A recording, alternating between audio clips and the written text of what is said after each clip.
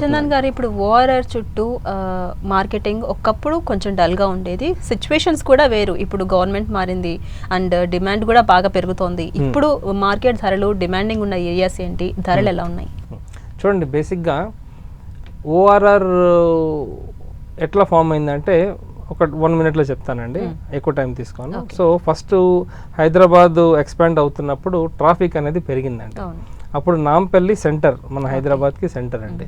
So ఒక ring road construct చేద్దామని inner ring రోడ్ని నిర్మాణిద్దాం అనుకున్నారు అప్పుడు గవర్నమెంట్.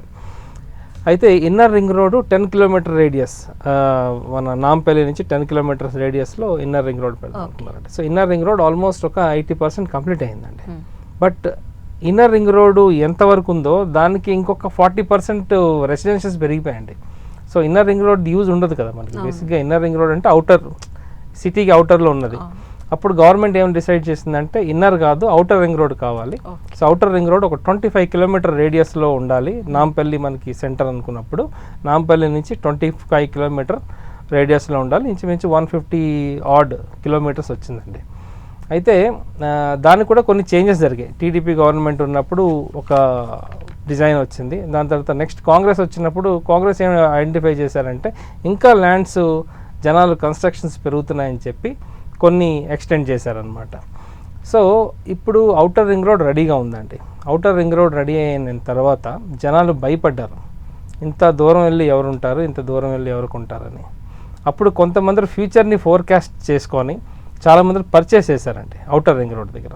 సో ఈరోజు సిచ్యువేషన్ ఏంటంటే అవుటర్ రింగ్ రోడ్ చుట్టూ విల్లాస్, అపార్ట్మెంట్స్ అవుతున్నాయండి. సో అప్పుడు నాకు తెలిసి వాళ్ళు గజం 2,000, 3,000కి ఆఫర్ చేశారండి. 4,000, 5,000 మ్యాక్సిమం మంచి పాష్ లొకేషన్స్లో. అప్పటికి కూడా ఇంత దూరం ఎవరు వస్తారని తీసుకోలేరు జనాలు. సో ఈరోజు చూస్తే అక్కడ అవుటర్ రింగ్ రోడ్లో మనకి విల్లాస్ కన్స్ట్రక్షన్స్ అవుతున్నాయి, అపార్ట్మెంట్ కన్స్ట్రక్షన్స్ అవుతున్నాయి, ఫామ్ ల్యాండ్స్ కడుతున్నారు. సో కమర్షియల్గా బాగా గ్రో అయిందండి అవుటర్ రింగ్ రోడ్.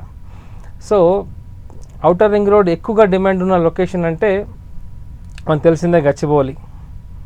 గచ్చిబౌలి ఇప్పుడు ఎక్కువగా హాట్ స్పాట్ ఈ అవుటర్ రింగ్ రోడ్ దగ్గర అంటే గచ్చిబౌలి, నానక్రామ్గూడ, ఇటు కోకాపేటు, నార్సింగి అప్ టు ఈ రాజేంద్ర నగర్ వరకు బాగా డిమాండ్ ఉందండి. ఈ ఏరియాలో బాగా విల్లాస్ అయితే ఇప్పుడు రావట్లేదు. ఒకప్పుడు విల్లాస్ కన్స్ట్రక్ట్ చేశారు, ఇప్పుడు అన్ని హైరేజ్ అపార్ట్మెంట్స్ కడుతున్నారండి.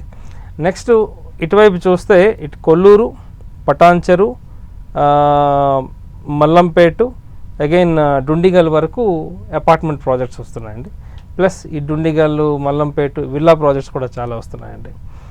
నెక్స్ట్ ఓఆర్ఆర్ ఎక్కడ బాగుంది అంటే southern north and south part బాగుందండి. నార్త్ అంటే షామీర్పేట, మేడ్చల్ వైపు బాగున్నదండి. సదరన్ పార్ట్ అనుకుంటే కొంగరకలాన్ అని, తుక్కుగూడ అని, షామీర్పేట ఎగ్జిట్స్.